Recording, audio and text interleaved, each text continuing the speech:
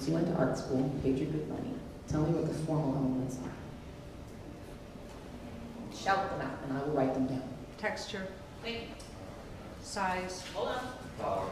Texture, size. Can we do it size? Scale. scale, Size. form, Scale. form, Form. Good. Volume, somebody said? color, Volume. color, Color. Dimension. What do you mean by dimension? size, I'm not going to let you have that. Material. Light. What's the opposite? heavy, Shadow. Dark, shadow. weight, volume, form, I'm gonna, maybe we can make some overarching ones. Composition. Okay, composition. Now, when you say weight, who said weight? What do you mean? I mean the volume, What? oh, the volume, The volume, and you thought you meant size and scale? Mass. Mass. isn't that sort of volume? Depth. When you say depth, you mean? Right. But is that a formal element, depth? It would be described by line or light and shade. It would be volume. It would go in volume form. Unless we're talking about perspective drawing specifically, we can seem to see depth. Can I use line while he said line since I said it? Weight is something. The reason I was giving you a hard time is I've fallen back on that and use a lot. Abstract painting, for instance, very hard. I want to discourage any who are abstract painters out there. Get it? No. You have the formal elements as your friend, abstract painters. You want to really get comfortable with these formal elements. Then you can throw around words like visual weight, visual line weights, varieties of line weights, opacities, transparencies, things like that, right?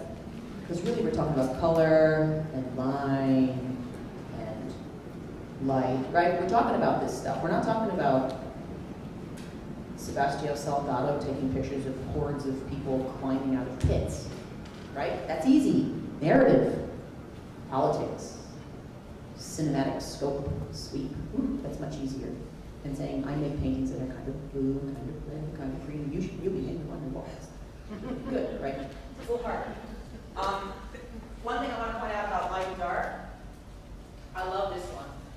Contrast. Ooh, you can do a lot with that. A thing off another thing. It could even be a description like Da Vinci's really old guy holding a really young boy.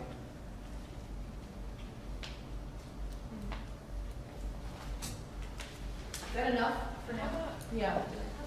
warmth or coolness, value, Color temperature. Okay, we'll put color temperature. So that's good. Warm versus cool. The thing about texture is the person isn't necessarily touching it, right? It's like a visual texture. There's such a thing, right? Leathery, what did he say? Cantaloupe. Leathery cantaloupe. When you think about it, yeah. Leathery, gnarly, leathery. What for medium stuff like duration? Time-based artworks, duration. You had to do that, right? See, that gets into the performative realm.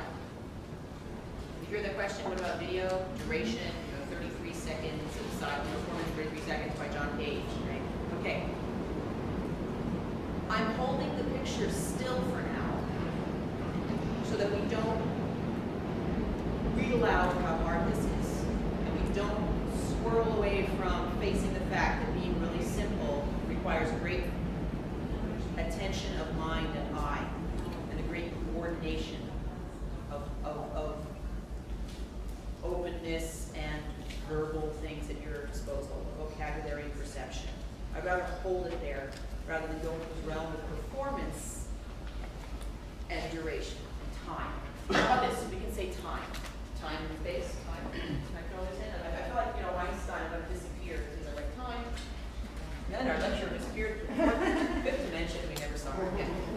Do you see what I'm trying to do though? I'm trying to hold you still. Very still. These are your friends. You should use these. These are very good for exercises in description. I encourage you to go back and revisit them.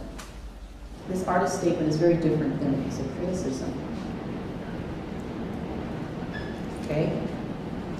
And this is what they don't tell you, I think, in grad school, when they should be going over with you some of the skills you already have. See, as an artist, you already have the skills you need to write an effective statement. Barring perhaps you have trouble with English, or whatever, it's like a basic, but if you have like a bachelor's in English, you can write high school level English, you're allowed to do this, is that you already have this process under your belt that is very much like what you need to do in your statement. You've made your artwork. You have the discipline, you have this give and take that I described at the beginning of this class, you have this generating, this ability to generate. Do you print and show every photograph you shoot if you're a photographer? You edit, right? You figure it out. You work on it. This takes time. Do I write and print everything I generate at home on my computer? No, I don't, right? I'm committed to this process. I'm an artist in a different medium. You're an artist in your medium. You know how these two, what this guy in this book I'll recommend to you in a minute, it's called cooking, generating, and editing, judgment. You know how this process works. You're already ahead of the game, right? You have the creative process, you've internalized it. Now what you have to see is that the writing process needs to come from that place. It needs to not come from an external place. It needs to come from a place that is about finding out what you're going to do by doing it. You don't know what your work's going to look like when it's done. If you did, it wouldn't be that creative a process. It's a place, the writing is where you need to end up.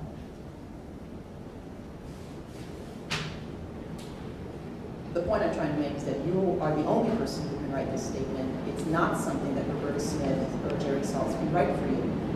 Because you're the expert. Can I repeat that? You are the expert about your work. You are the best authority on your work. This guy, I like this book until I write my own, which I'm, gotta get a grant. There's this thing called Writing Without Teachers. This guy's name is Peter Elbow.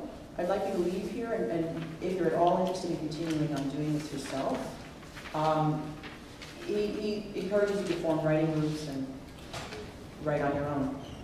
To, in other words, commit yourself to the process of writing like you would commit yourself to the process of printmaking or what have you, and get into it and kind of get messy with it and see what you come up with. And then to do that, you have to kind of have a buddy. You have to have a group, or you have to have two people. You have to be able to bounce it off like what we're doing. We're reading each other our things, we're giving each other feedback, we're learning, right?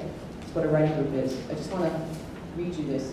The common sense conventional understanding of writing is as follows. Writing is a two-step process. This is the misunderstanding in the two-step process, okay? First you figure out your meaning, then you put it into language. Most advice we get, either from others or from ourselves, follows this model. First try to figure out what you want to say. Don't start writing until you do. Make a plan, use an outline, begin writing only afterward. Central to this model is the idea of keeping control, keeping things in hand. Don't let things wander into a mess. The commonest criticism directed at the process of writing is that you didn't clarify your thinking ahead of time. You allowed yourself to go ahead with fuzzy thinking. You didn't make an outline.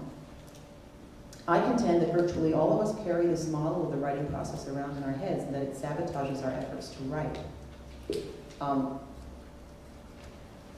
Our knowledge of this model might take the following form if it were put into conscious words. Of course I can't expect my mess of a mind to follow those two steps perfectly. I'm no writer.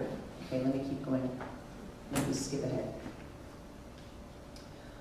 The idea of writing is backwards. This idea of writing is backwards. That's why it causes so much trouble. Instead of the two-step transaction of meaning into language, think of writing as an organic, developmental process in which you start writing at the very beginning, before you know your meaning at all, and encourage your words gradually to change and evolve. Only at the end will you know what you want to say, or the words you want to say it with. You should expect yourself to end up somewhere different from where you started. Meaning is not what you start out with, but what you end up with. You should be writing like you do, make notes in your journal, as it were, for yourself to better understand what you're doing. And when you write from that place, and you show it to someone else, which is all I did in my thesis project at Pratt, they go, wow. And it's not rocket science.